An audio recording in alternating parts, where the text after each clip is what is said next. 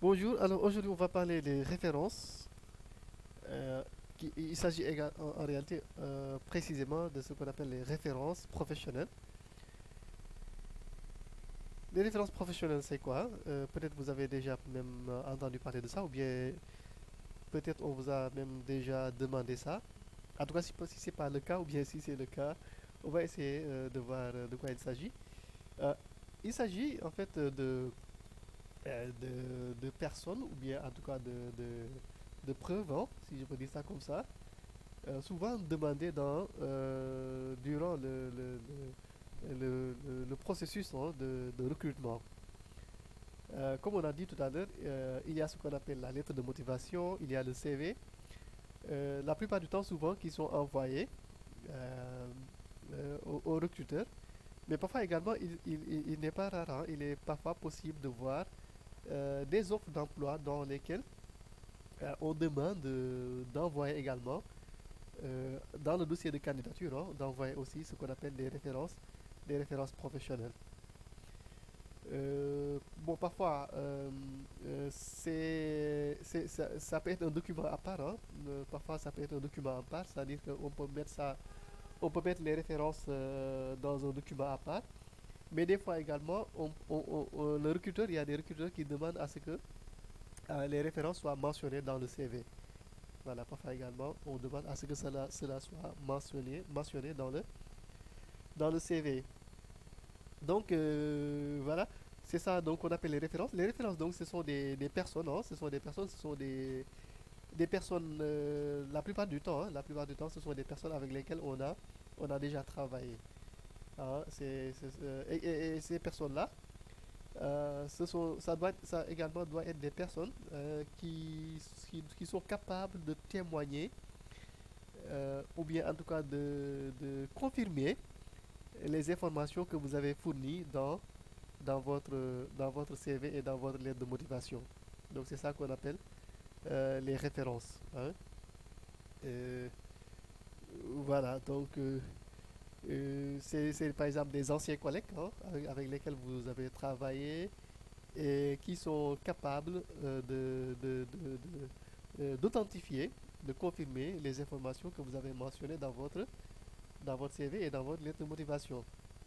Bon, ça peut être également d'autres personnes, hein, ça peut être également d'autres personnes. Parfois, il y a des entreprises qui vous demandent des contacts de vos proches. Hein, et pourtant, ces personnes-là, vous n'avez pas forcément eu à travailler avec eux. Mais quand même, ce sont des personnes quand même qui vous connaissent. Hein. La plupart du temps, les proches, ce sont des personnes qui nous connaissent bien. En tout cas, ce sont des genres de personnes qu'on met souvent dans les références. Hein. Ce sont souvent des genres de personnes comme ça qu'on met dans les références. Donc la plupart du temps, donc, dans les références, on met des contacts, par exemple le numéro de téléphone ou bien l'adresse email ou bien même l'adresse du domicile, hein, de personnes qui peuvent témoigner, qui peuvent authentifier les informations que nous avons fournies dans le CV et dans la lettre de motivation. Voilà, donc il y a des entreprises parfois qui existent là, qui demandent à pouvoir vérifier ce que vous avez dit, hein, pour vérifier si c'est vrai ou non. Voilà, donc c'est ça. Maintenant, comment faire ça? Comment faire les références? Comment en tout cas préparer ça? Hein. Bon, souvent ça dépend. La plupart du temps, souvent ça dépend. Parce que il faut savoir que dans la majeure partie des situations, dans la majeure partie des situations, les références professionnelles ne sont pas demandées. Hein. Donc il y a très peu d'entreprises ou bien très peu de recruteurs qui demandent des références professionnelles. Voilà, donc il y a très peu d'entreprises ou bien de recruteurs qui demandent des références professionnelles. Donc la plupart du temps, on ne demande pas ça. Mais quand même, dans certaines situations, parfois, le recruteur juge nécessaire de demander des références, hein, ou bien l'entreprise qui recrute. Donc quand on vous demande cela, sachez qu'on vous demande un numéro de téléphone ou bien une adresse mail ou bien par exemple une adresse de domicile. Et parfois même c'est tout ça en même temps. Hein. Souvent, dans les références, on met déjà le prénom et le nom. Hein. Voilà, j'avais même sauté ça. Sauté ça. Donc souvent dans les références professionnelles, on met le nom, le prénom d'une personne, et également sa fonction, et également ses coordonnées, hein, et ses coordonnées. Voilà, donc c'est ça qu'on met. On donne une liste de personnes, hein, une liste de personnes avec leur prénom, leur nom, leur fonction, et également leur coordonnées, c'est-à-dire leur contact, le téléphone, le mail, l'adresse du domicile ou bien l'adresse postale, etc. Afin que ces personnes-là puissent être contactées par le recruteur ou bien par l'entreprise qui va vous recruter pour vérifier, comme j'ai dit tout à l'heure. Donc c'est pour vérifier souvent la véracité des informations que vous avez données, que vous leur avez fournies. Voilà, comme je vous ai dit, maintenant, les références, dans la pratique, hein, les références peuvent être mises dans un document à part, hein, dans un document séparé, mais parfois également, on peut mettre ça dans le CV, et surtout en bas du CV, dans la dernière partie du CV.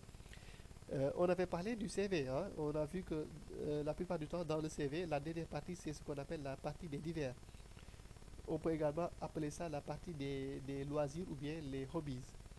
Maintenant, souvent, c'est après cette partie-là, souvent, qu'on met les références, hein, les références professionnelles. Bon, parfois aussi, ces références-là peuvent prendre une autre forme, c'est ce qu'on appelle la lettre de recommandation. La lettre de recommandation est une autre forme des références.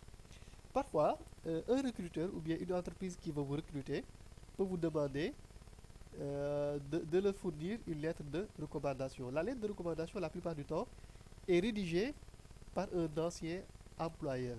Donc souvent, c'est un ancien employeur qui rédige ça pour vous, hein. Souvent, c'est un ancien employeur, votre ancien employeur qui rédige la lettre de recommandation pour vous. Voilà, pour dire que, pour témoigner de vous en quelque sorte, hein, pour témoigner sur vous en quelque sorte. Donc c'est en quelque sorte une lettre une lettre de témoignage, hein, une lettre dans laquelle votre ancien employeur témoigne sur vous. Voilà. Mais bon, tout ça, il faut savoir que quand même ici, la plupart du temps, pour avoir une lettre de recommandation euh, de votre ancien employeur, bien sûr, il faut être une personne qui a au moins déjà travaillé quelque part. Mais vous pouvez vous poser la question suivante. Et moi, si je suis débutant, si par exemple moi je suis un débutant, comment je vais faire pour avoir une lettre de recommandation? Donc là, ici, souvent, je conseille aux étudiants, surtout qui sont, la plupart du temps, les débutants, c'est les étudiants, hein. En tout cas, je conseille souvent aux débutants qui n'ont pas déjà eu de l'expérience et donc qui ne peuvent pas avoir de lettre de recommandation de leur de leur ancien employeur, de demander, par exemple, à l'établissement, à la structure qui leur a fait la formation, hein. Donc, si on n'a pas un ancien employeur, si on n'a pas un ancien employeur qui peut nous rédiger une lettre de recommandation, on peut demander à l'établissement, à la structure qui nous a formés, par exemple au responsable de cette structure-là, de rédiger une lettre de recommandation pour nous, hein. C'est possible. Voilà, voici donc un exemple. La plupart du temps, donc, comme je vous ai dit tout à l'heure, si vous devez présenter les références, c'est de cette façon-ci que vous devez le faire.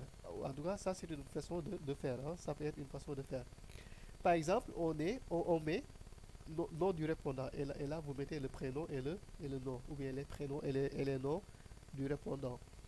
Ensuite, vous mettez sa fonction, vous mettez son adresse, sa adresse domicile, vous mettez la ville, bon, c'est pas forcément nécessaire, hein, mais vous pouvez mettre la ville et le pays.